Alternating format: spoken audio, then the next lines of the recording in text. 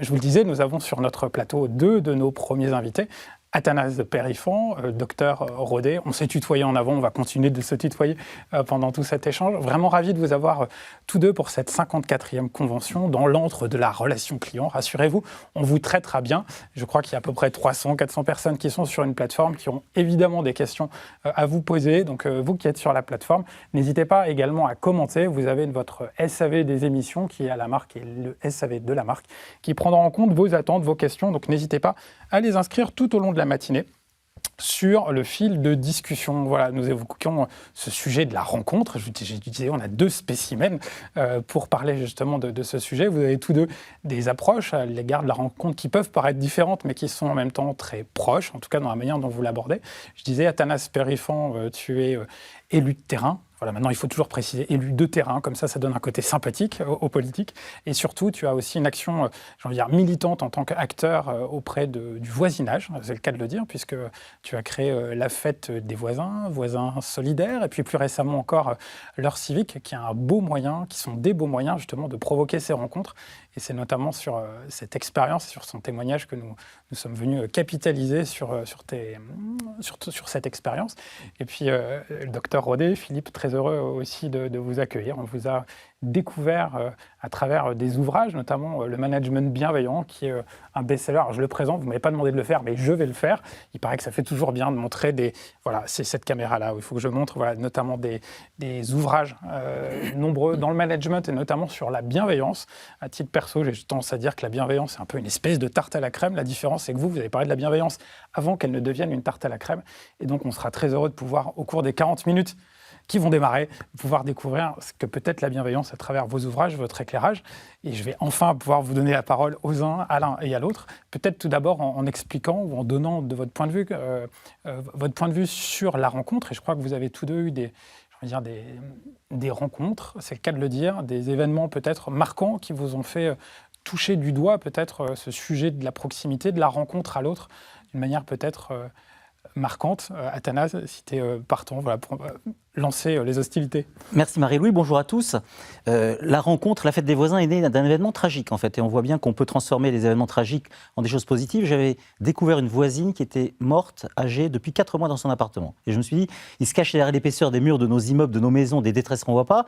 Et en fait, il faut trouver des prétextes pour aller vers l'autre. Je ne la connaissais pas. Quand on ne connaît pas les gens, effectivement, il peut se passer ce genre de choses dans l'indifférence. Et c'est comme ça qu'est née la fête des voisins. Je pense que la fête des voisins, vous voyez à peu près ce que c'est. C'est au mois de mai, fin mai, comme on se retrouve dans sa cour d'immeuble, dans son hall, dans son jardin, dans l'impasse, pour se retrouver. Et quand on parle de relation, je me dis la relation est moins simple peut-être qu'avant. Il faut des prétextes. Comment on peut trouver des prétextes pour rentrer en relation ? Et on se rend compte que finalement, on a tous besoin de ça, que ça rend heureux. On est arrivé un peu tôt ce matin, effectivement, ça nous a permis de rentrer en relation. On a rencontré des gens sympas, que ce soit le producteur, le réalisateur, la maquilleuse, les gens de l'équipe de la marque. Voilà. Rentrer en relation, c'est une aventure humaine exceptionnelle et tout le monde le sait parce qu'on passe son temps à rentrer en relation. Voilà, c'est que du bonheur en réalité. Donc, transformer le pépin en pépite, la version, si j'ose dire, malheureusement personnelle, mais effectivement voilà, de ce drame. Ben oui, en fait, on est parti d'un fait divers tragique et on l'a transformé en quelque chose de positif. Et ça qui est intéressant, qu'est-ce qu'elle montre cette fête des voisins ? La fête des voisins, aujourd'hui, c'est 50 pays dans le monde, c'est 10 millions de participants. Je pense que ceux qui nous écoutent ont peut-être participé à cette fête des voisins. Elle montre quoi ? Elle montre que l'être humain a besoin de rentrer en relation. C'est ça qui est exceptionnel. Voilà, on l'a bien vu avec la crise du Covid, on pourra en reparler. La distanciation sociale, c'est atroce. On aurait pu parler de distanciation physique, bien évidemment, et je parle sous couvert du médecin que tu es, Philippe. Voilà, effectivement, on ne se prend pas dans les bras, on ne s'embrasse pas. Mais distanciation sociale, c'est un mot que je trouve terrible. Et aujourd'hui, on se rend compte, et on va faire mentir Jean-Paul Sartre, souvenez-vous, qui écrivait « L'enfer, c'est les autres ». Et non, l'enfer, c'est pas les autres. L'enfer, c'est d'être tout seul et de ne servir à rien. Voilà pourquoi il faut qu'on entre en relation, surtout aujourd'hui. Je trouve que le lien social ressort détendu.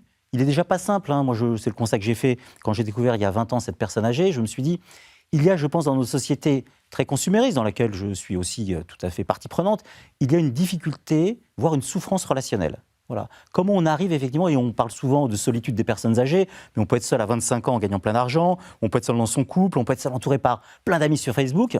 C'est quoi la relation ? Et la langue française, moi, mon père était roumain, ma mère est grecque, donc quand j'ai appris le français, je me souviens, on me disait, il y a les verbes auxiliaires. Je n'étais pas très bon à l'école, je n'arrivais pas à comprendre. Et aujourd'hui, quelques années après, je comprends l'importance de ces deux verbes auxiliaires, être et avoir.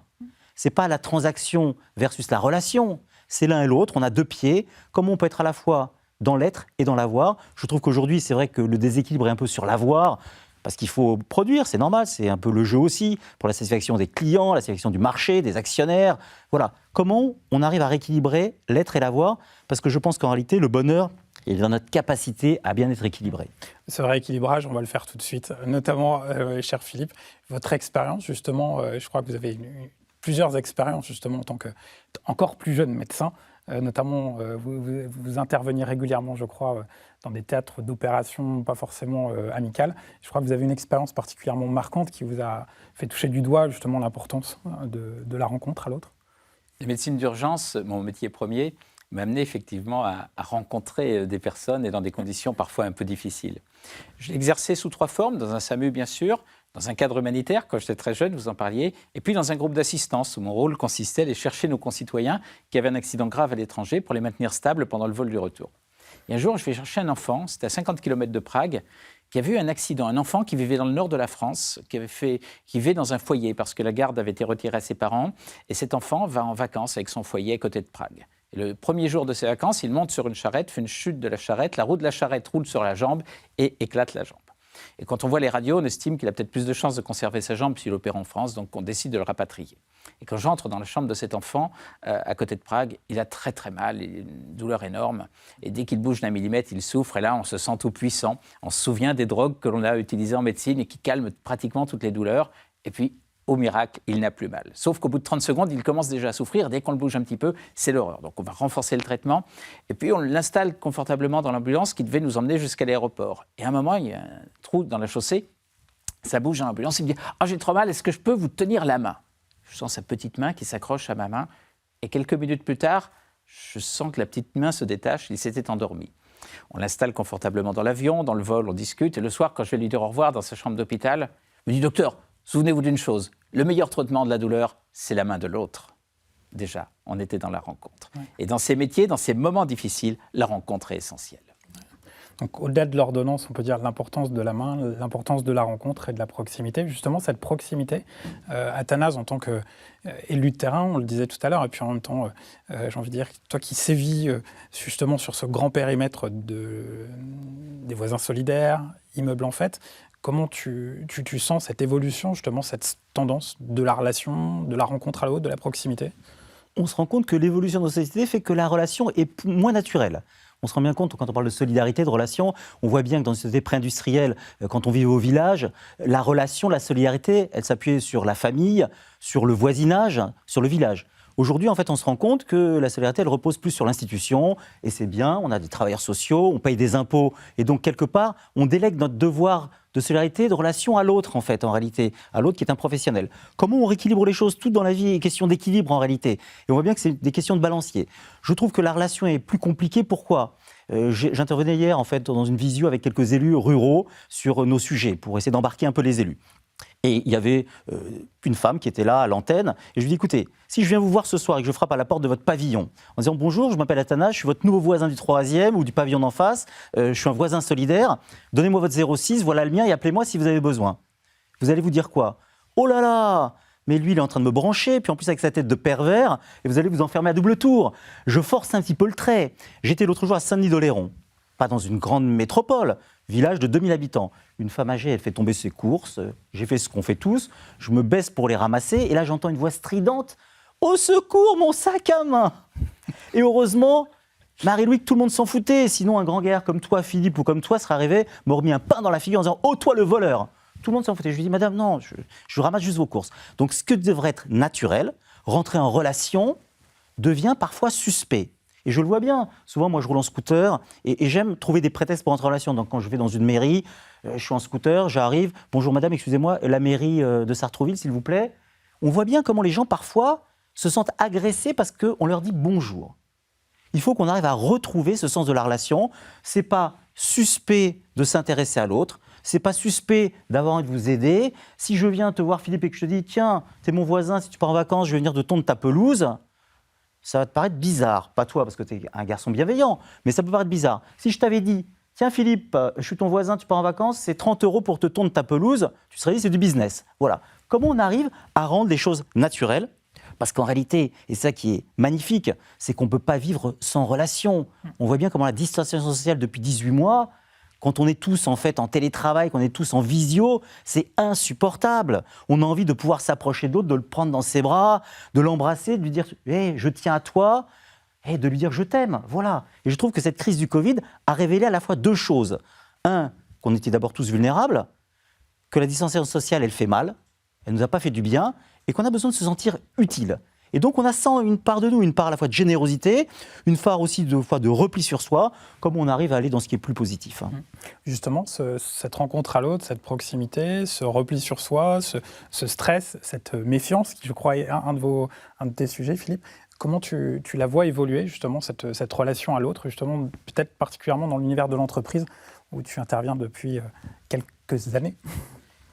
Bien, effectivement, la crise a généré du stress. Toutes les crises génèrent du stress dans un premier temps. On a analysé la crise de 1929, de 2007 en Grèce, de 2008. À chaque fois, dans un premier temps, on a du stress. Ensuite, ça diminue et moralement, c'est plus compliqué. Et bien là, on n'a pas fait exception à la règle. Dès le départ, on a une augmentation du niveau de stress. On pourrait s'appuyer sur les ventes d'anxiolytiques, d'hypnotiques en avril 2020 pour le constater. On peut s'appuyer sur une enquête réalisée par OpinionWay qui a montré que le pourcentage de personnes stressées avait augmenté. Donc ça, c'est pratiquement inévitable. Pourquoi ce stress augmenté? Eh bien, il y a une des raisons que tu as abordées, effectivement, c'est qu'il y a eu plus de sources de stress, la peur de la maladie, de la contracter, de la transmettre, de l'évolution de celle-ci, de l'évolution de l'impact que cela aurait sur la société.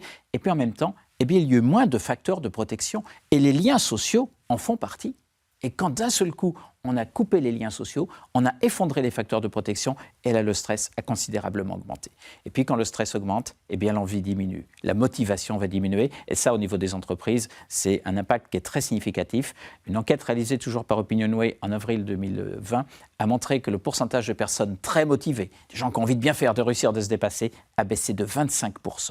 Et depuis, l'évolution n'est pas favorable. Donc oui, on a un contexte qui est très difficile. Ouais.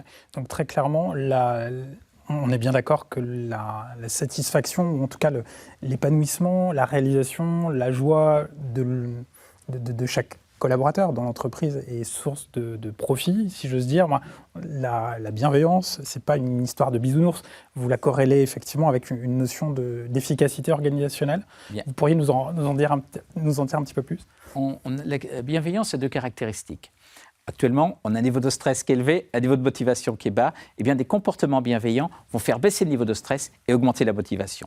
Dans un grand groupe, on a formé pendant 4 ans des managers à se comporter de manière bienveillante. Eh bien, au bout de 4 ans, ils ont fait une enquête par BVA. Et on s'est rendu compte que le pourcentage de personnes très motivées était de 51%. Quand il était à 28 à l'échelle du pays, et le pourcentage de personnes stressées est inférieur à ce que BVA trouvait dans d'autres groupes. Donc effectivement, l'intérêt des comportements bienveillants, c'est pas que c'est sympa d'être bienveillant, ce n'est pas sympa du tout. C'est demander un niveau d'effort optimal. C'est pas du tout de la gentillesse. Hein. Et être bienveillant, eh bien ça, cette caractéristique, c'est qu'on va baisser le stress et on va augmenter l'envie de bien faire, de réussir, de se dépasser. Et dans le contexte actuel, c'est essentiel. Athanase. Je voulais juste revenir sur les propos de Philippe qui avait raison sur le stress, sur le fait que la crise, elle a gêné tout ça. Et pourtant, et on est positif, hein, on est enthousiaste, cette crise, elle était une opportunité. Souvenez-vous, mars 2020. Mars 2020, le Covid arrive, partout dans le monde, les morts commencent à arriver, pas de traitement, rien. On aurait dû être encore plus stressé, plus inquiet. Et regardez ce qui s'est passé.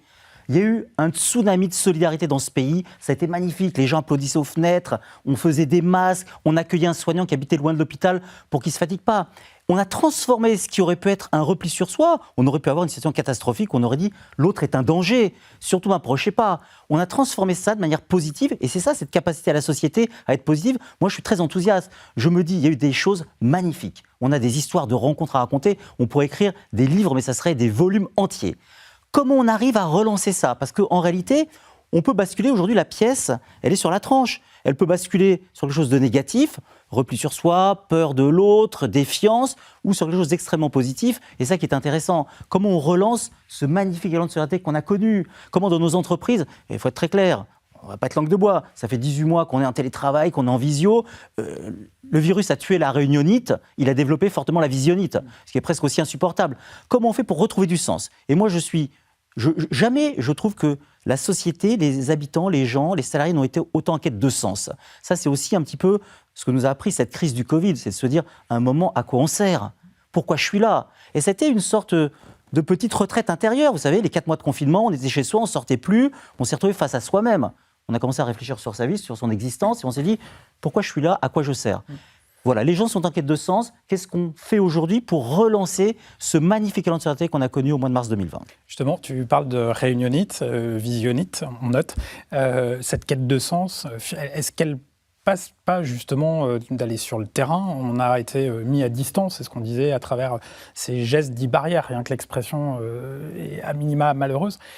L'élu de terrain, on le voit souvent, en tout cas on l'imagine souvent, c'est un petit peu l'image d'Épinal, celui qui va aller au salon de l'agriculture claquer le cul des vaches. Quelle est l'importance pour l'élu de terrain, justement, peut-être d'aller à la rencontre de ses administrés, d'aller justement à la rencontre, cette proximité? Quel serait ton témoignage, tes astuces justement pour aller percer, non pas de nouveaux votes, mais en tout cas d'aller capter effectivement l'attente de l'administré, comme nous, on pourrait aller capter l'attente de nos clients?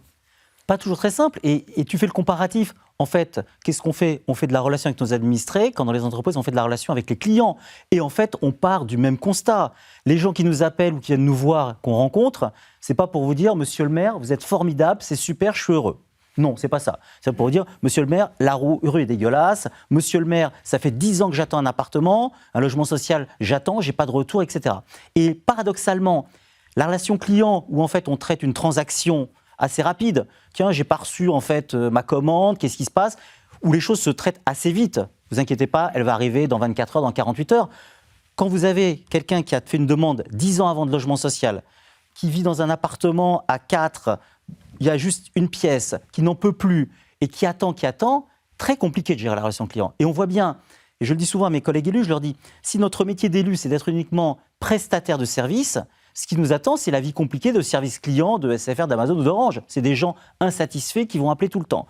Comment on arrive à leur proposer autre chose ? Voilà. Je me souviens d'une dame qui était venue dans mon bureau il y a quelques années, beau quartier du 17e, rue Ampère, prix du mètre carré, 15 000 € le mètre carré. Bon, pas de souci. Elle dit, j'en peux plus, il y a un SDF en bas de chez moi, puis il y a des crottes de chiens. J'essaie de lui répondre, d'essayer de répondre à son attente pour qu'elle soit un peu plus satisfaite. Et puis ensuite, je lui parle de tous nos projets en disant, voilà, qu'est-ce qu'on peut en faire ensemble, etc. Et elle m'a écrit une lettre qui m'a touché, c'était il y a 10 ans.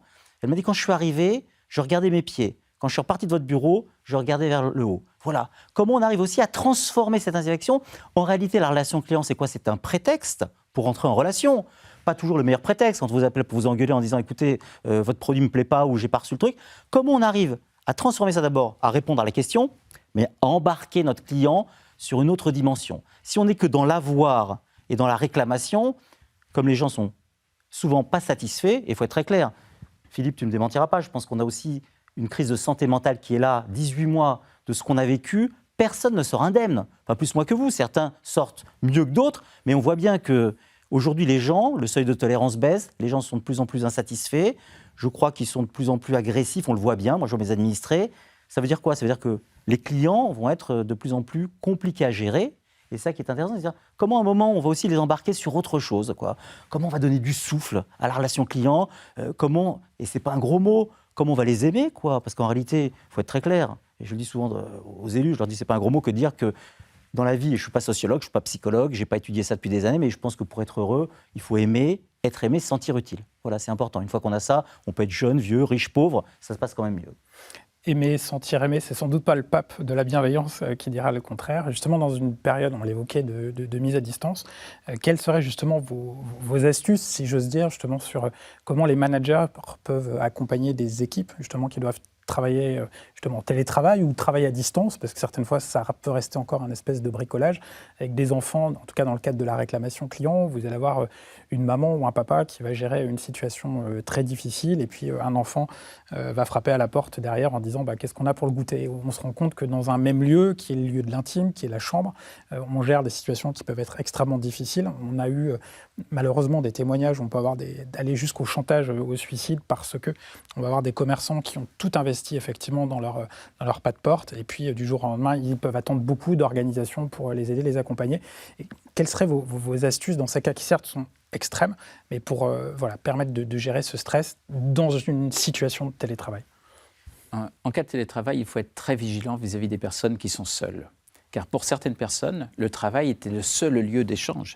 Et du jour au lendemain, on se retrouve dans son appartement, on n'osait plus trop sortir parce que on avait peur d'attraper la maladie, et donc on a des personnes qui se sont retrouvées seules. Et dans ces cas-là, je trouve que c'est bien qu'un manager, tous les 8-10 jours, passe un petit coup de fil ou un petit échange en visio avec un collaborateur pendant 5-10 minutes, pas long, mais simplement pour savoir comment il va. Pas lui parler de boulot, ne lui parler que de lui. Et puis les règles de management classiques vont aussi s'appliquer. Vous parliez tout à l'heure, à merveille, de sens. Mais on est dans une période où le sens manque cruellement. Or, le sens, on parlait tout à l'heure du niveau de stress qui a augmenté. Eh bien, le sens est un moyen de diminuer les effets du stress. Souvenez-vous des propos de Viktor Frankl. Viktor Frankl était dans un camp de concentration où il avait perdu les membres de sa famille. Il dit, le sens que j'avais donné à ma vie, c'est tous les soirs d'avoir une main d'eau propre. Et il a eu cette très belle phrase, avec le sens disparaît la souffrance. Eh bien oui, le sens, il y a énormément d'études qui prouvent qu'il va diminuer le niveau de stress. Et en même temps, il va aider à réussir. Dans les universités américaines, il y a des collecteurs de fonds, des personnes qui téléphonent des entreprises pour les inciter à faire un don, pour avoir des fonds pour les bourses des étudiants. Et d'année en année, le volume de fonds récoltés baissait. Quelqu'un a eu l'idée de faire rencontrer les collecteurs de fonds aux étudiants boursiers. Les étudiants ont expliqué l'intérêt pour eux d'avoir une bourse, de pouvoir faire des études qu'ils ne pourraient pas faire autrement. Ils ont parlé des travaux de recherche qu'ils menaient à bien. Dans les semaines qui suivaient, le nombre d'appels téléphoniques passés par les collecteurs de fonds augmentait de 140%, le volume de fonds récoltés de 400%. Le sens, c'est de la santé, moins de stress et de la réussite. Eh bien, il faut que l'on retrouve ces leviers qui vont contribuer à augmenter les émotions positives, qui vont traduire de la joie et diminuer un petit peu les émotions négatives. Depuis 2020, on a reçu beaucoup d'émotions négatives à travers des mauvaises nouvelles, de nombre de personnes en réanimation, on a besoin d'émotions positives. On a besoin de diminuer les émotions négatives. Et ça, dans le contexte actuel, il faut que sur le plan managérial, on soit très vigilant. Car si on se comporte bien avec ses collaborateurs, si un manager se comporte bien avec ses collaborateurs, eh bien le collaborateur, il se comportera mieux avec les clients. C'est cette belle notion de symétrie des attentions qu'on a pu vérifier dans une station de sport d'hiver. Dans une station de sport d'hiver, on a formé des managers à bien se comporter dans des établissements hôteliers, dans des restaurants, dans des remontées mécaniques, avec leurs collaborateurs. On a fait une toute petite enquête en demandant aux touristes, quand ils arrivaient, quel est votre niveau de stress, quel est votre niveau de plaisir. Et puis 6 jours après, le niveau de stress était divisé par 2, le niveau de plaisir, comme le stress avait baissé, avait pu augmenter. Vous allez me dire, c'est normal, ils étaient en vacances, sauf que toutes les études qui sont faites montrent que les vacances ne font pas baisser le niveau de stress. Ce qui a fait baisser le niveau de stress, c'est la qualité de la relation. La qualité de la relation en interne entre manager et collaborateur va se répercuter sur les clients. Et là, je crois qu'on est sur un levier, sur un enjeu qui est extrêmement important. Un levier, je crois que j'ai pu, non pas surprendre, mais en tout cas mettre dans ma besace aussi, c'est la notion de gratitude aussi. La gratitude, c'est important. Il y a des merci qui changent une vie. Et ça, c'est quelque chose d'essentiel. Combien de fois n'ai-je pas entendu dire « Vous savez, c'est pas avec des merci qu'on change une entreprise ». Et comme tu le disais fort bien tout à l'heure, en mars 2020, quand les personnels de santé sont au bord de la rupture, non pas par manque de sens, mais par une surcharge de travail, qu'est-ce que l'on fait en organisant des applaudissements le soir à 20h? C'est bien de la gratitude qu'on va chercher. Il y a un merci, il y a des merci dont on se souvient toute une vie. Il y en a un qui m'a beaucoup touché. Quand je suis allé faire de la médecine humanitaire en Afrique de l'Ouest, au Burkina, en brousse, un jour, je reçois une jeune fille qui avait un genou droit qui était énorme, était 4 fois plus gros que le gauche, elle avait une infection au niveau de l'articulation, elle avait 16 ans, elle ne pouvait plus marcher. On était en brousse, on n'avait pas le matériel nécessaire et surtout pas le petit drain qui aurait permis de drainer l'articulation. On va fabriquer un pseudo-drain avec du matériel stérile, on fait une anesthésie locale un peu conséquente, on arrive à laver l'articulation, on met une antibiothérapie en perfusion et la jeune fille récupère. Elle ne fléchira plus jamais sa jambe à 100%, mais à 70%, ce qui lui permettait de marcher sans aide, et là-bas, c'était déjà inespéré. Puis j'oublie complètement cette histoire. Quelques mois plus tard, quand je retourne au même dispensaire, un soir, il y a un monsieur très âgé qui vient me voir. Il avait bien 80 ans. Et 80 ans en brousse au Burkina, ça commence à compter. Il marchait tout doucement avec son bâton. Il me dit « Qu'est-ce que je suis content de vous voir. Je suis parti hier de mon village. Parce qu'à mon âge, je ne peux plus faire les 17 km qui séparent le village du dispensaire en une seule journée. Cette nuit, j'ai dormi sur le sol. Et ce soir, quelle chance j'ai. Vous êtes encore là. J'avais tellement peur que vous soyez parti. Je lui dis « Mais monsieur, qu'est-ce que je peux faire pour vous ?» Il me dit « Vous savez, la jeune fille qui avait un problème au genou, c'est ma petite fille. Et je tenais tellement à venir vous dire merci. » Oui, il y a des merci qui marquent toute une vie. Parfois, quand on dit merci à un collaborateur, il nous dit « C'est normal, c'est mon job. » Mais il s'en souviendra avec la même émotion des décennies plus tard. La gratitude, c'est un merveilleux levier qui fait augmenter les émotions positives. Merci, docteur. Athanase, J'imagine que tout ça résonne forcément avec ce que tu peux vivre et avoir fait vivre, notamment dans le cadre des voisins solidaires, immeubles en fête, l'heure civique, dont j'espère on aura l'occasion d'échanger et de parler tout à l'heure. C'est un petit peu comme le 13e travail d'Hercule que de réussir à remettre en contact, à remettre en relation, à favoriser, à provoquer la rencontre. Tu l'évoquais tout à l'heure, la fête des voisins, c'est quelque part ce petit coup de pied aux fesses qui invite, incite ou force quelque part des gens à se rencontrer. Quelles seraient tes clés, tes conseils, tes suggestions justement pour favoriser la rencontre issue de cette belle expérience qui est cette licorne, parce qu'on parle des belles réussites françaises, et comme tu le disais, je crois que Fête des voisins, c'est plus de 40 pays aujourd'hui dans le monde. Alors, on pourrait se dire, et je vais faire l'avocat du diable, la fête des voisins, c'est quand même triste d'être obligé de dire aux gens « Hey, aujourd'hui, c'est la fête des voisins, tu vas inviter tes voisins, tu vas leur dire bonjour ». Il faut pourtant des rites, des prétextes. Si je ne savais pas que ton anniversaire c'était tel jour, je ne te souhaiterais pas. Donc, à un moment, il faut qu'on trouve des prétextes. Les clés, c'est quoi ?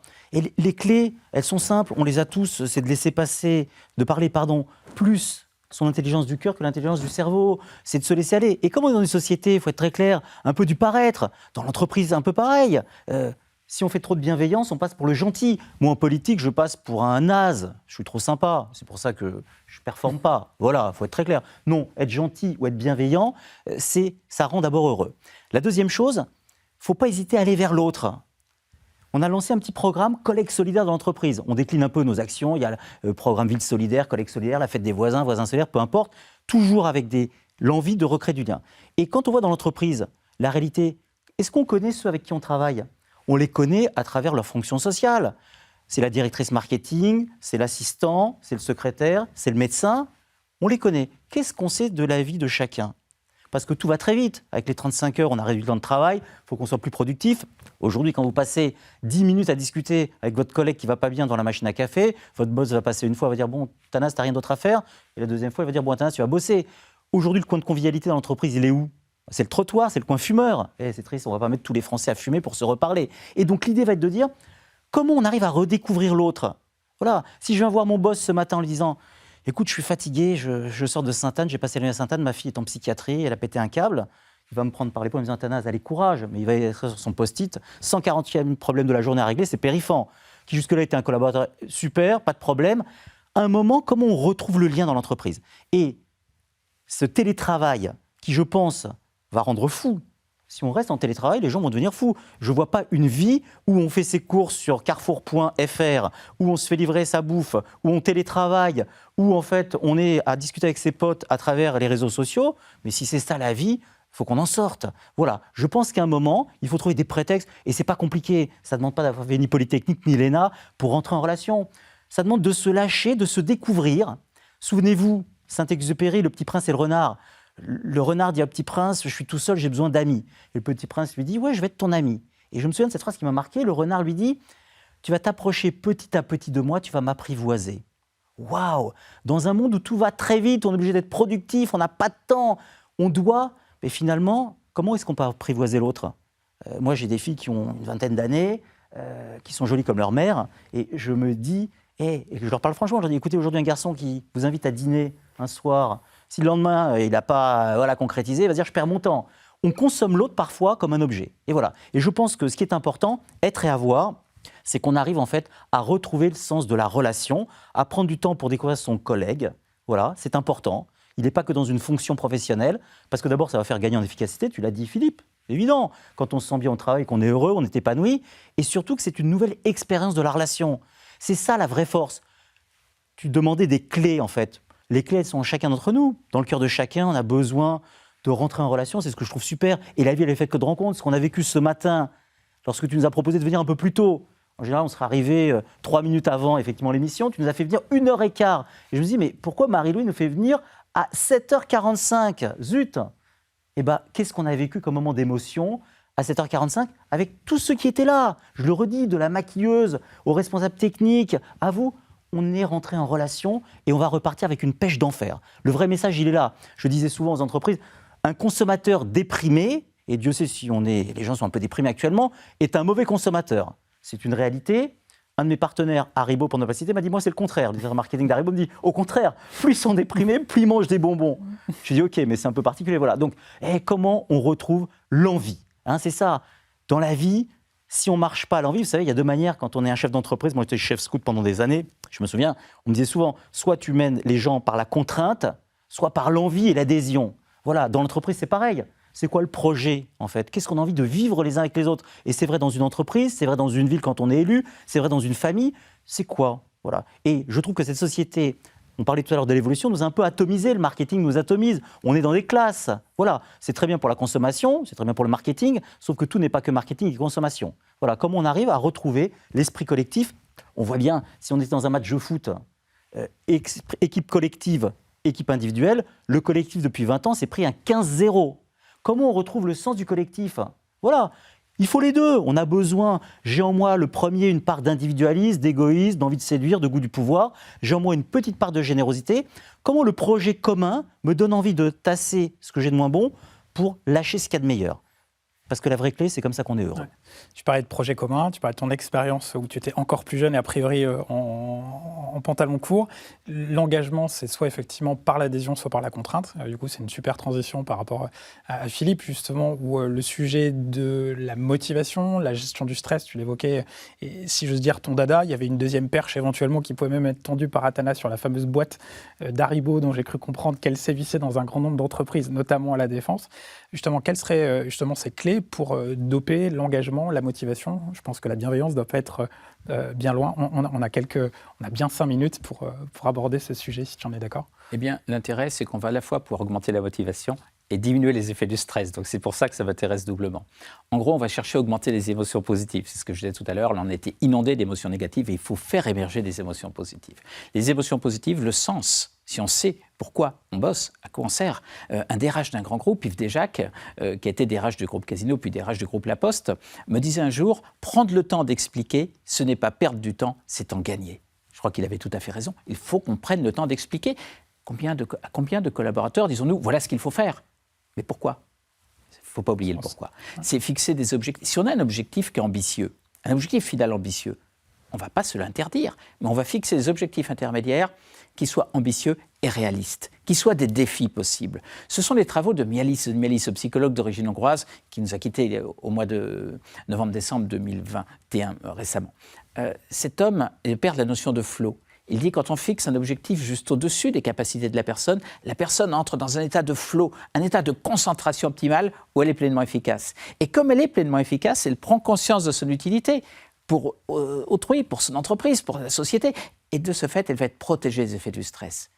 Il se trouve que les travaux de Mialis sont recoupés par les travaux d'un prof de neurophysiologie belge, Guy Chéron, qui a montré que quand l'objectif est fixé juste au-dessus de nos capacités, les ondes de notre cerveau changent. On va passer d'ondes bêta à des ondes alpha qu'il qualifie des ondes de la sérénité et du succès.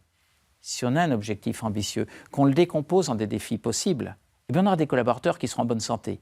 Et en plus, on a des collaborateurs qui vont se réaliser. Et ça, pour moi, c'est un élément clé de la bienveillance, la réalisation de soi. Les travaux de Teresa Mabil sont sur ce point évocateur. Elle a analysé 12 000 recueils de personnes en leur disant, l'an dernier, quelle était votre meilleure journée de l'année?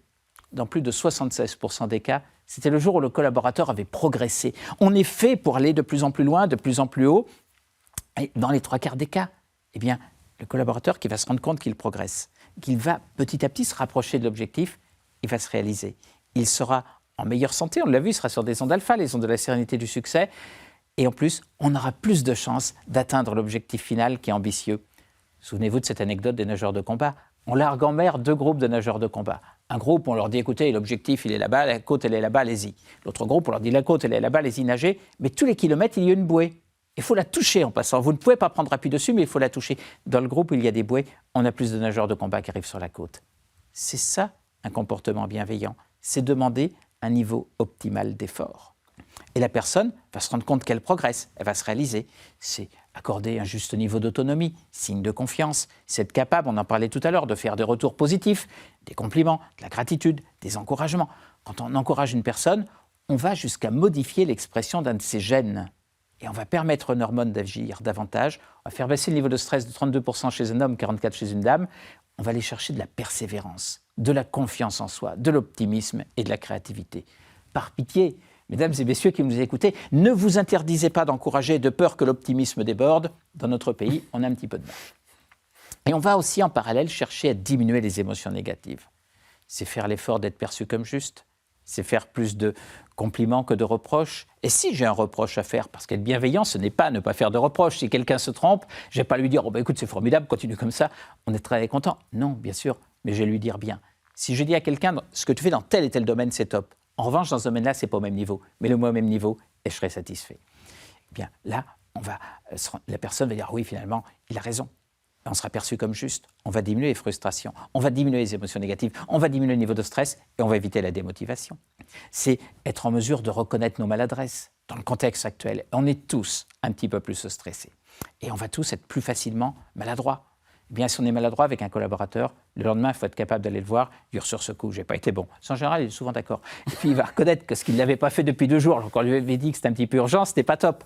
On va avoir un bel échange, on va se quitter, on ne sera plus fâché, on sera réconcilié. Et puis enfin, dernier levier pour diminuer les émotions négatives que j'ai envie de citer ce matin, c'est transformer le pessimisme en optimisme. J'ai, pendant une dizaine d'années, été très proche d'une académicienne atypique qui était Jacqueline de Romilly. Jacqueline de Romilly ne voyait plus clair. Elle entendait mal, elle continuait à écrire des livres. Elle avait chez elle 2 gros magnétophones. Sur un magnétophone, elle dictait un quart d'heure de texte. Au bout d'un quart d'heure, elle s'arrêtait, écoutait son texte, mémorisait les corrections et sur un autre magnétophone, dictait le texte corrigé. Et le soir, comme parfois elle était fatiguée et qu'elle ne voyait pas clair, elle se trompait de touche, elle effaçait le tout. Et elle recommençait. Et le livre paraissait. Elle était d'un optimisme incroyable. Et un jour, je lui dis, mais comment faites-vous pour être toujours aussi optimiste ? Elle me dit, vous savez, mon petit docteur, quand on est âgé, qu'on voit plus clair, qu'on entend mal, l'optimisme, c'est ce qui permet de transformer les soucis en défis. Les soucis nous accablent, les défis, on a envie de les relever. Eh bien, dans le contexte actuel, je crois que ça, effectivement, c'est un effort que l'on doit faire, que chacun de nous devons faire. C'est un effort. Souvenez-vous de la belle phrase du philosophe Alain, le pessimisme est d'humeur, l'optimisme de volonté, c'est un acte volontaire. Eh bien, si on augmente les émotions positives, si on diminue les émotions négatives, on va favoriser la libération de 2 petites hormones. Une qui est l'ocytocine, qui va diminuer le niveau de stress, 32% chez l'homme, 44% chez les dames. Entre parenthèses, ça vaut encore mieux le coup de bien se comporter avec les dames, mais ça marche quand même chez l'homme, pour un tiers. Et on va en même temps aller chercher une meilleure cohésion grâce à l'ocytocine et grâce aux endorphines. On va rendre possible la libération de dopamine, qui est l'hormone de la motivation. Grâce à nos comportements dans le contexte actuel, on peut aller chercher à la fois de la santé en diminuant les effets du stress et de la réussite grâce à la motivation. Je crois que le tableau est très clair. On parle des hormones. Vous êtes bien dans votre vous ne pouviez pas job, si j'ose dire, de docteur. Ben voilà. Les hormones, ça c'était impossible. Merci beaucoup. Finalement, ce que dit Philippe et ce qu'on a tous envie de vivre, l'enthousiasme est une maladie contagieuse. Alors quand on parle de virus aujourd'hui, si on a un virus, un nouveau variant qui est celui de la marque, qui est celui de l'enthousiasme, de l'entraide, de la solidarité, on va se piquer, docteur. Sort tes seringues, on baisse les masques, on se prend dans les bras, on s'embrasse et c'est parti. Et ça rend heureux. Et c'est l'occasion, si tu me le permets, de lancer un appel à tous ceux qui nous écoutent. Tu as parlé tout à l'heure de l'heure civique, c'est une dernière petite action, l'idée de dire comment on relance notre belle dynamique du mois de mars 2020, qui nous a tous enchantés.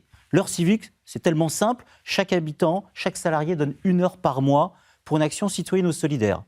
Tellement simple qu'1 heure par mois, même toi Philippe qui est surbooké, qui est une star, tu pourras le faire, cher Philippe, tout le monde peut le faire. Et on va se rendre compte que ça va donner un sens commun au collectif. 1 heure par mois, c'est tellement simple, donc j'invite en fait tout le monde, l'heurecivique.fr, et ce que je vais faire, je vais vous donner mon numéro de portable personnel, j'en ai qu'un, donc il est à la fois personnel et professionnel. Mon numéro de portable est le 06 20 63 34 10, je répète, 06 20 63 34 10. Si ce que je vous ai dit là vous a pas paru intelligent, j'ai pas cherché, vous a pas paru brillant, j'en suis incapable, mais vous a touché les tripes et le cœur et que vous dites c'est important qu'on ait un projet commun, soyez sympa, envoyez-moi un petit SMS. Ça fait du bien. Et quand on reçoit des SMS sympas et gentils, ça fait du bien. J'attends vos SMS, on va garder le contact et ensemble, on va changer le monde, ce qu'on fait tous les jours au quotidien. Est-ce que tu es d'accord, Philippe ? Je suis tout à fait d'accord avec toi sur la contagion des émotions, sur la contagion de l'enthousiasme. Les émotions se transmettent encore plus vite que le virus. Le temps pour qu'on transmette des émotions d'une personne à l'autre, et c'est pour ça que je suis bien aujourd'hui, parce que je t'ai vu dès le départ, on arrive en même temps, tu m'as transféré des émotions positives, et les émotions se transfèrent en 30 millisecondes. Donc, ne rentrez pas chez vous le soir en tirant la gueule. Il faut 30 millisecondes à vos enfants pour s'en rendre compte. Soyez vigilants sur ce point. Mais c'est la plus belle des contagions. Ça pourrait être une contagion de la bienveillance. elle me plairait davantage que la contagion par autre chose. Tu dis des choses irréfléchies, on voit qu'il réfléchit. 30 millisecondes, je comprends pourquoi, dès que je t'ai vu sur le trottoir et que tu as la gentillesse de m'attendre, tu as eu sur moi un effet bof. Merci Philippe. J'ai l'impression qu'on a un match. D'ailleurs, pour tous ceux qui veulent une consultation personnelle, voici le numéro de Philippe, 06. Non, je rigole Philippe. Donc, n'hésitez pas, vous retrouverez donc le numéro de téléphone d'Athanase sur le replay. Il sera sur YouTube, donc il faudra que tu assumes cette générosité, mais je ne doute pas que tu le feras avec brio. Et avec bonheur surtout. Et avec bonheur et bienveillance.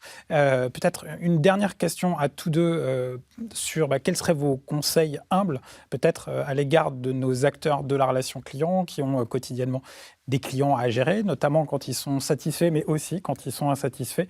On a donné peut-être une piste qui est de transformer peut-être les soucis en défis. Nous, c'est le pépin en pépite. Voilà, si vous avez peut-être juste un petit conseil avant qu'on ne bascule sur notre SAV des émissions. Ça ne serait pas modeste de donner un conseil, c'est plus une expérience. Bien évidemment, quand les gens appellent, ils ne sont pas contents. Souvent, ils appellent rarement pour dire merci ou tout va bien. Les écouter, bien évidemment, être en empathie avec ce qu'ils disent, et puis surtout, changer de posture, passer de l'insatisfaction à autre chose. Si dans un appel, et ça m'est arrivé 10 fois d'appeler un service client, on voit comment ça se passe, on a une voix un peu lointaine. Oui, bonjour, je m'appelle un tel, je suis machin, je suis à votre écoute, le truc est enregistré, super. Je trouve que tout est tellement calibré, et là je me parle en tant qu'utilisateur, tout est tellement normé, j'aimerais qu'on sorte un peu de ça. Et souvent, on sort dès qu'on est un peu sympa avec la personne qui est au service client, qu'on lui dit un petit mot gentil, on sort et ça change complètement l'échange. Donc, n'hésitons pas à être disruptifs. Sortons des calibres qu'on apprend à tous les services clients. Mettons du cœur, des tripes, et vous verrez, ça se passe bien. Parce que, je l'ai bien vu, quand je ne peux pas donner, en tant qu'élu, un appartement, un logement social à tout le monde, ou trouver un emploi à tout le monde, c'est impossible. Rien que d'écouter les gens, d'être vraiment en empathie avec ce qu'ils disent, d'être peut-être en communion avec leur souffrance, parce que c'est des gens qui sont parfois en souffrance qui vous appellent. Eh bien écoutez, ça c'est déjà génial, et les gens n'attendent pas qu'on résolve le tout, ils attendent qu'on les écoute, et puis après, voilà, le tour est joué. Donc, parlez avec le cœur, avec les tripes, sortons, je ne devrais pas dire ça, aux 400 responsables de service client qui passent leur temps à former chacun de leurs salariés pour être calibrés, sortons aussi parfois un peu du calibre. Ça se sent au téléphone, hein. Quand on a quelqu'un qui est gentil avec vous au téléphone, ça calme les frustrations, ça calme en fait les problèmes et ça se passe beaucoup mieux. Le sourire dans la voix, on en parlera justement tout à l'heure avec nos amis sur la deuxième séquence, également avec Raphaël Imbert, justement sur l'improvisation, finalement s'ajuster à ce qu'on a donné à vivre à l'autre. Philippe, une recommandation, une suggestion, un conseil pour notre petite communauté? Je vais rejoindre Athanase, ça ne te surprendra pas. Il faut être empathique. Ouais. L'empathie permet tout. Quand j'étais jeune médecin, jeune interne, mes premières sorties au SAMU, je savais techniquement tout faire. Mais il n'y a qu'une chose sur laquelle on ne m'avait pas dit un mot, c'est comment on annonce un drame à une maman. Et bien sûr, un soir, ça se produit, un accident de voiture, un enfant de 15 ans, elle est décédée. Quand on arrive, on n'arrivera pas à le ranimer. Et je l'ai massé très, très, très longtemps. On a essayé de le ranimer très longtemps, non pas parce que je croyais à la fin au miracle, mais parce que je ne savais pas comment j'allais dire les choses à la maman. Et je lui dis certainement très maladroitement, avec beaucoup d'empathie, certainement trop, une larme à l'œil qu'elle aura la pudeur de faire semblant de ne pas voir, mais 48 heures après, elle m'écrit pour me remercier de la manière dont je lui avais annoncé les choses. Je crois que c'est ça l'empathie. Si l'empathie, ça permet ça, eh bien oui, même un client mécontent, on peut lui faire voir les choses autrement. Ouais. Merci Philippe. En plus, on est dans le timing. Donc c'est quelque chose qui est merveilleux. Là, je vois Gaëtan et Florence qui se marrent de l'autre côté de l'écran, puisque dans quelques secondes, nous allons rejoindre effectivement le SAV des émissions. Vous le savez, vous l'avez plébiscité à l'occasion de notre dernière convention. Donc je ne doute pas qu'il doit y avoir des questions sur la plateforme qui ont été déposées. Donc on va rejoindre dans une petite fraction de seconde la plateforme où nous retrouverons à la fois Gaëtan Maillet et Florence Bouchot, qui sont tous deux administrateurs d'une petite association. Voilà, je pense qu'on va être mis en duplex. Voilà, les voici donc Florence et Gaëtan, tous deux administrateurs de la marque. Florence qui est notamment notre hôte pour la Française des Jeux. Gaëtan qui est également, lui, sévi au niveau de la relation client chez Decathlon. Alors, chers amis, est-ce que vous avez effectivement des remarques, des questions? Service après-vente de la marque, bonjour. Oui, vous souhaitez faire des rencontres, bien sûr. Alors, plutôt autour d'un café, d'un pépite café, ou plutôt dans le cadre d'un club, un club métier, ou peut-être plutôt en ligne, sur une plateforme d'échange? Ah, les trois, d'accord. Très bien. Oui, effectivement, à la marque, nous sommes très, très attachés à l'omnicanalité, en effet. Oui. Eh bien, écoutez, je vais prendre vos coordonnées en privé. Merci de votre appel et à très bientôt. Au plaisir de vous rencontrer. Au revoir. Gaëtan, est-ce qu'on a des questions? Oui, de nombreuses questions sur le chat. Déjà, une première question à toi, Marie-Louis. Quand est la prochaine convention en présentiel? Parce que là, on a beaucoup parlé de se rencontrer. Et donc, quand est-ce on aura cette convention? Une autre question aussi, quel regard avez-vous sur le métaverse, la digitalisation de la relation? Voilà, c'est des questions qui sont, je dirais, de projection, mais qui sont intéressantes pour peut-être les nouvelles générations. Et puis, une question aussi qui nous vient de l'international, de la Suisse. Percevez-vous des différences culturelles entre les départements, les régions, dans cette rencontre à l'autre, le repli sur soi? Donc c'est un Fabien de la Suisse qui nous dit, y a-t-il des différences, par exemple, entre Genève et d'autres cantons, par exemple, la différence entre l'urbain et le rural? Voilà les premières questions, Marie-Louis. Eh bien, voici 3 questions. Alors, je vais faire simple. Une où vous ne pourrez répondre. Et j'ai envie de dire, je serais susceptible de pouvoir répondre, mais je vais encore me planter. Normalement, la prochaine convention a effectivement bien lieu en physique. Normalement, c'est fin mai, début juin, on espère. Mais comme on espérait pouvoir vous accueillir en physique aujourd'hui, mes chers adhérents, nous aussi, on a hâte de vous retrouver à l'occasion d'une convention. Sur les 2 autres questions qui ont été posées, alors une sur une différence de perception peut-être dans l'univers urbain versus ou dans l'univers rural. Est-ce que, d'ailleurs, je crois que tu es également plus ou moins très investi, puis même d'ailleurs président d'une fédération, je crois, au niveau européen. Est-ce que tu vois des spécificités? Bien sûr qu'il y a des spécificités en fonction de la culture. Mais attention aussi à ne pas être caricatural. Souvent, on se dit « Ah, à la campagne, dans un village, tout le monde se connaît, tout le monde s'entraide, la relation, il n'y a pas de problème. » Ou dans une ville, c'est plus anonyme. Bien évidemment à la marge, mais en réalité, je l'ai vu dans chaque pays. Je pense à la Suisse, à la question de notre ami suisse. On a lancé la fête des voisins il y a quelques années. J'ai dû être à Genève pour une conférence de presse il y a 1 an pour les 10 ans de la fête des voisins en Suisse. D'abord, il m'expliquait les Suisses parlaient moins vite, on ne comprend rien. Donc quand je suis en Suisse, je fais les choses plus lentement. Mais surtout, on se rend compte qu'il y a un point commun sur toute la planète. J'ai vu dans tous les pays où cette fête des voisins solidaires se développe, il y a une constante. C'est que la relation est un peu plus compliquée et surtout qu'il y a le désir de chacun de rentrer en relation. On peut être jaune, blanc, noir, peu importe. On peut être riche, pauvre, urbain. On peut être à la campagne. On a ce besoin. Et ça, c'est beaucoup plus fort. Donc on voit bien, en plus que la mondialisation, elle a vocation à être un peu partout. Des maires ruraux me disaient hier... Oui, chez nous, en fait, bien sûr qu'il y a un peu moins d'indifférence qu'en ville, mais c'est en train de gagner. Les retraités qui arrivent en Vendée ou à l'île d'Oléron, qui sont des Parisiens ou des urbains, arrivent avec leurs habitudes. Les jeunes ont aussi leurs habitudes. Donc, on a le même problème partout. C'est plutôt sain parce que les solutions, elles sont aussi les mêmes un petit peu partout. La deuxième chose, en fait, que je voulais dire, ça répond peut-être à l'autre question sur la digitalisation de la relation, etc. Et très franchement, à un moment, on a presque envie de dire « stop, ça suffit ». On en a marre. On a dans sa poche un téléphone, dans l'autre poche un autre téléphone portable. On est assis sur sa tablette, on passe son temps devant son ordinateur. Waouh! J'ai envie le droit de me déconnecter un peu surtout et de rentrer en relation. Je dis souvent à mes filles qui avaient leur meilleure copine qui était de l'autre côté de la rue et qui passent leur temps à chatter avec elle. Je leur dis, mais on serait des parents insupportables qui t'interdisent de sortir. Je comprends, mais va chez elle, c'était avant le Covid. Va la voir, invite-la à la maison, prends-la dans tes bras, dis-lui que tu tiens à elle, que tu l'aimes, quoi. Soyons un peu dans le concret, réussissons. Franchement, sinon ça va être insupportable. Donc on nous invente plein de trucs super intelligents, mais l'être humain est en souffrance quand il n'est pas en relation.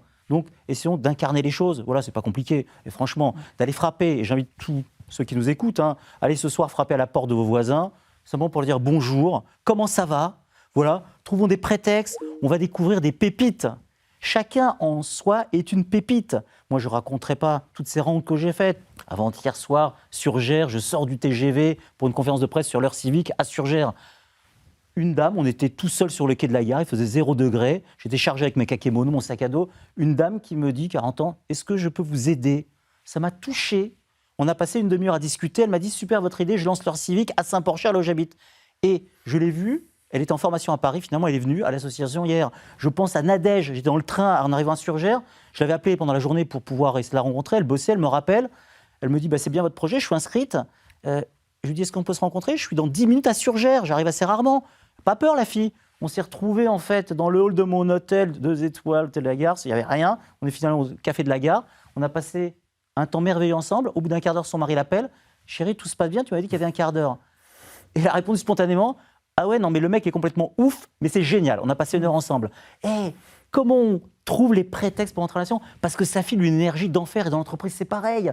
Chaque moment d'échange, de partage, c'est que du bonheur. Ça ne coûte rien, ça prend pas de temps, ça fait du bien, mais franchement, pourquoi on va se priver?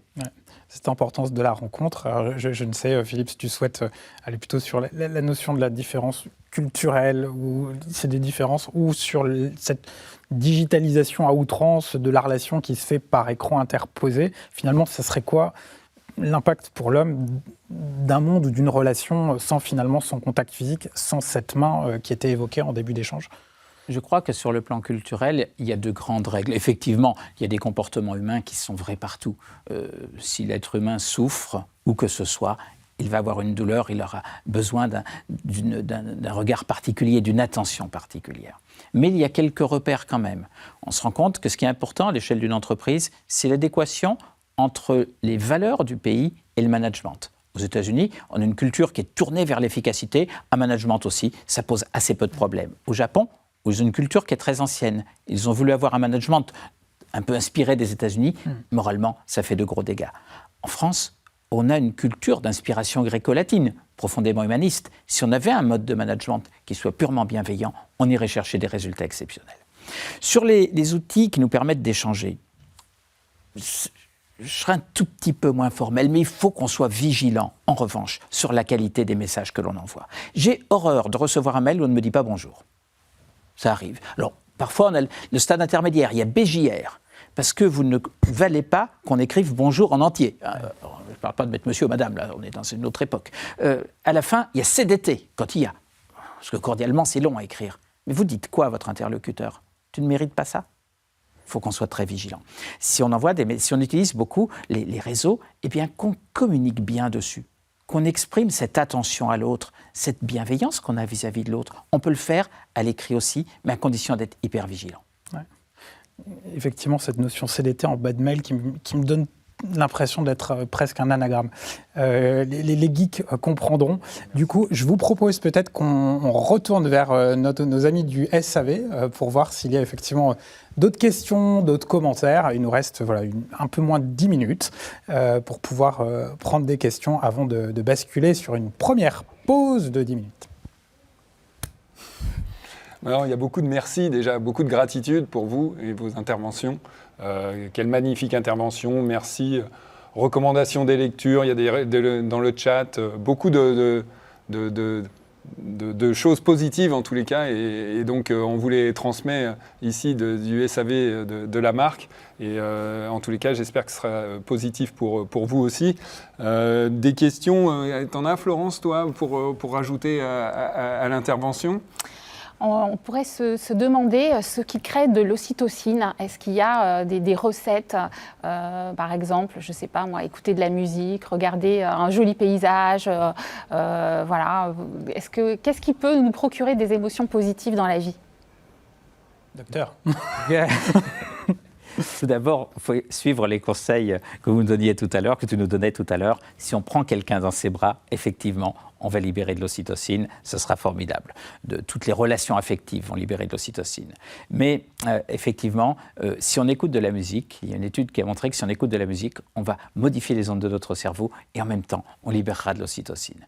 Donc, tout ce qui va nous apporter quelque chose d'agréable, en général, favorise la libération d'ocytocine. Et l'ocytocine, effectivement, c'est vraiment une hormone intéressante. Elle va diminuer notre niveau de stress. Elle améliore la générosité et l'empathie. Dans le contexte actuel, c'est important. Tout à l'heure, j'entendais monsieur qui nous disait « on vous remercie ». Mais au niveau de stress est tombé au ras des pâquerettes à ce moment-là. On a besoin de cela.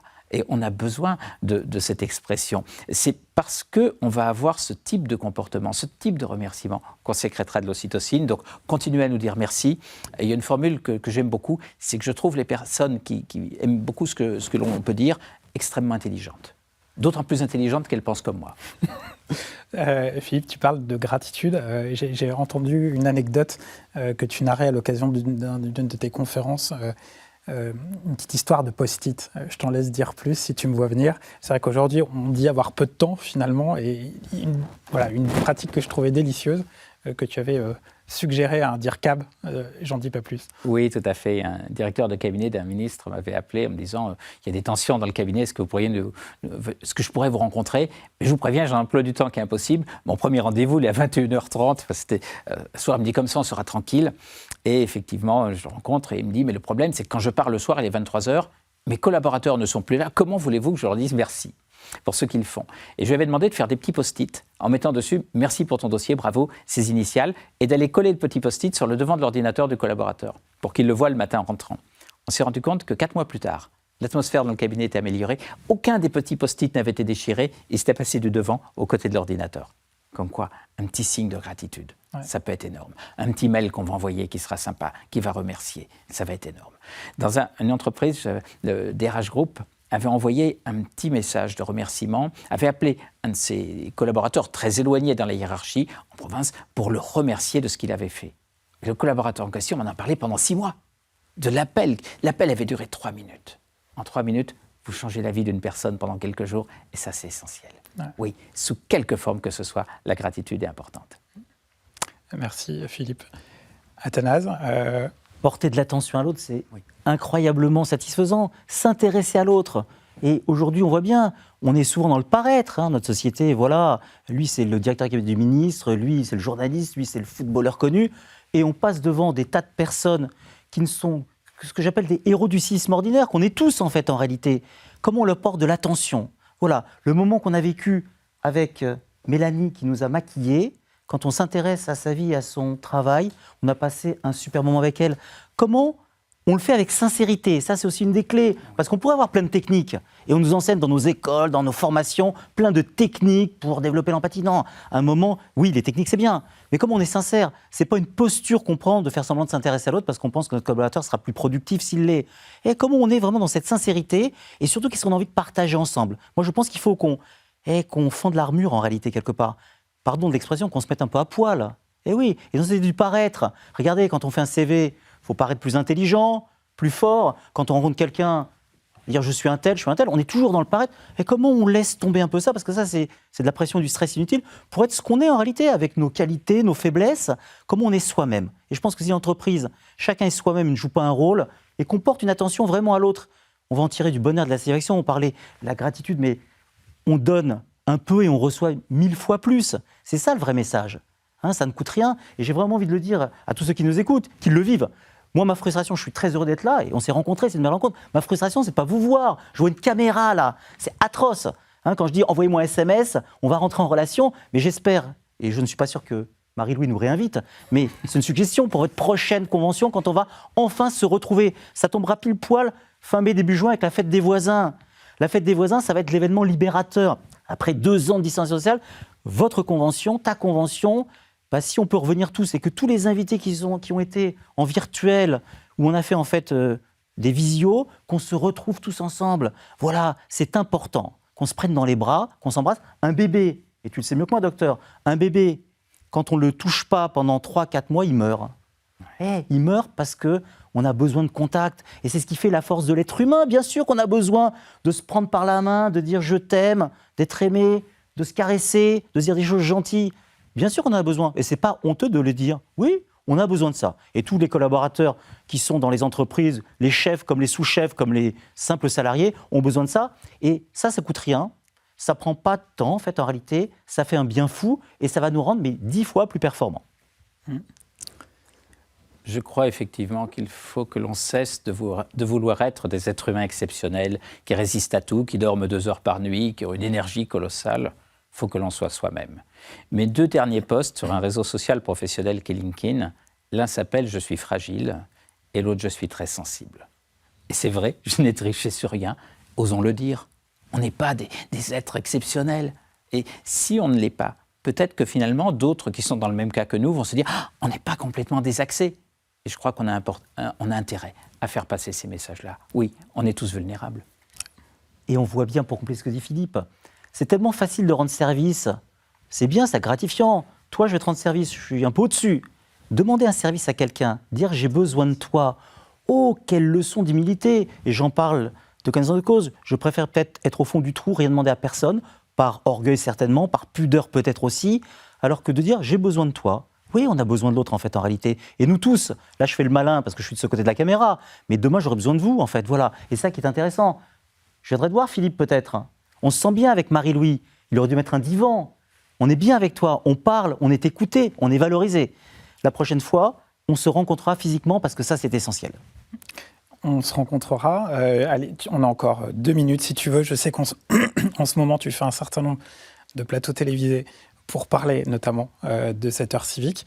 Si tu avais deux messages à faire passer face caméra pour inciter nos acteurs de la relation client qui pourront peut-être inciter demain leurs collaborateurs et puis pourquoi pas leurs clients. Je pense qu'on aura l'occasion d'en échanger tout à l'heure en coursive. Si on rêvait un peu, et c'est vrai, dans la vie pour avancer, il faut qu'on rêve. Tu parlais des défis. Je me dis, quand tu m'as invité, Marie-Louis, je me suis dit, relation client, bizarre, mais qu'est-ce que je vais faire dans ce truc-là? Moi, je passe mon temps à prôner la relation gratuite, à parfois opposer la transaction et la relation, l'être et l'avoir, mais en fait, c'est l'un et l'autre. Et si on inventait ensemble, et c'est un peu pourquoi on est là, la relation client de ce troisième millénaire, là, qui va approcher, ou de ce deuxième millénaire, on prépare la suite, de se dire, c'est quoi la relation client? Et si on arrive tous ensemble à transformer la relation client, comme tu l'as dit, d'une pépite, à une pépite, c'est de se dire comment on va embarquer nos clients. Et moi, je suis là pour ça aussi, c'est ça qui me fait plaisir d'être avec vous, c'est de réfléchir en disant, mais comment on peut embarquer les clients, les collaborateurs? Comment on relance le lien, en fait? Et la période, elle est pile poil. On est peut-être plutôt en fin de sortie de crise, on a vécu 18 mois galère. Franchement, qui est heureux aujourd'hui? On est en télétravail, on est chez soi, on se rend compte que son conjoint, ses enfants, c'est insupportable. Ce qu'on se disait, on gère du client qui vous appelle pour vous engueuler, il y a ta femme qui n'est pas contente parce que machin, les enfants, truc. La vie, elle est plus compliquée qu'avant. Comment on oublie tout ça? Comment on sort de là? Comment on réinvente les choses? Donc, moi, quand je dis que je suis disponible pour ça, je me suis rendu compte d'une chose avec la fête des voisins.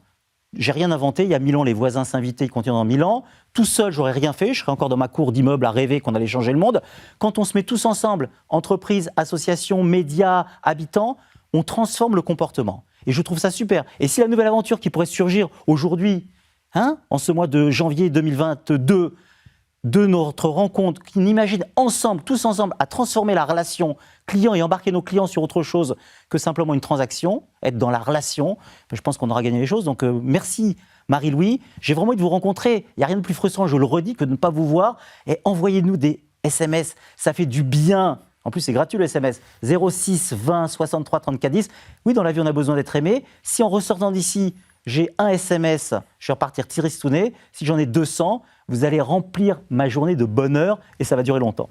Alors Athanase, sois rassuré, des SMS, je pense que tu en auras. Mais comme tu le disais, tu parles très vite. Donc je pense que c'est sur le replay que les gens pourront retrouver ton numéro et t'envoyer effectivement des invitations, notamment pour notre prochaine convention où nous aurons l'occasion de nous rencontrer en chair et en os. Philippe, pour te rencontrer, on peut également poursuivre les échanges avec notamment certains de tes ouvrages. J'en ai pris 3. Un qui est le management bienveillant, qui est, je crois, un de tes best-sellers, mais celui-là, comme on le disait tout à l'heure, j'osais le dire en taquinant, il y a plus d'avis, certes positifs, mais d'avis qu'un certain nombre de politiques ne vendent de bouquins, donc vous le trouverez notamment dans quelques instants sur une plateforme qui sera mise à votre disposition sur la plateforme Livestorm, avec un libraire ambulant qui du coup a numérisé son activité. Donc vous le trouverez là plutôt que sur une grosse plateforme américaine. Donc je disais le management bienveillant, tu l'évoquais tout à l'heure, écrit avec Yves Desjacques à l'époque en transition entre DRH, je crois, de Casino Groupe La Poste. Un autre ouvrage peut-être plus récent, en tout cas avec l'actualité, qui est La bienveillance sur un remède à la crise. Et enfin, un troisième, puisque jamais 203, notre ami commun Grégory Guzzo, qu'on évoquait tout à l'heure, des stations de ski, peut-être était-ce à l'époque à la CDA, qui était d'ailleurs dans ce même siège il y a à peu près 2 ans. Il nous a dit qu'il a eu un gros coup de cœur pour ce roman qui est Aurélien. C'est papa, je t'aime. Je serai très heureux, moi, de me faire dédicacer ces ouvrages dans quelques minutes. Dans quelques minutes, ou plutôt dans quelques secondes, vous allez avoir une pause qui va vous être proposée. Mais avant la pause, nous allons retrouver Thierry Spencer, qui cette fois-ci, sera-t-il déguisé ou ne le sera-t-il pas? Il va nous parler de la rencontre, notamment de la rencontre à travers les écrans, à travers la visio. On va voir le regard acéré qui est le sien en tant que blogueur du sensduclient.com que vous connaissez. Et puis, suite à cette pastille de 3 minutes, vous allez avoir une pause et pendant laquelle vous verrez notamment un programme des activités du semestre. Pépite Café, Club Métier et autres, une pause en musique. Et puis nous, on est heureux de vous retrouver après la pastille et les 10 minutes de pause. Merci messieurs, c'était Merci, un plaisir Marie-Louise. que de vous avoir en chair, en os dans ces super studios de la FDJ. Et puis on sera très heureux de vous inviter, et on sera très heureux surtout de vous avoir en fin mai, début juin, si vous êtes disponible. Je suis sûr que notre communauté sera heureuse de vous serrer la louche si les gestes le permettent à ce moment-là. Merci. Merci beaucoup, Marie-Louise. Merci beaucoup. Merci. Au revoir et bonne pause.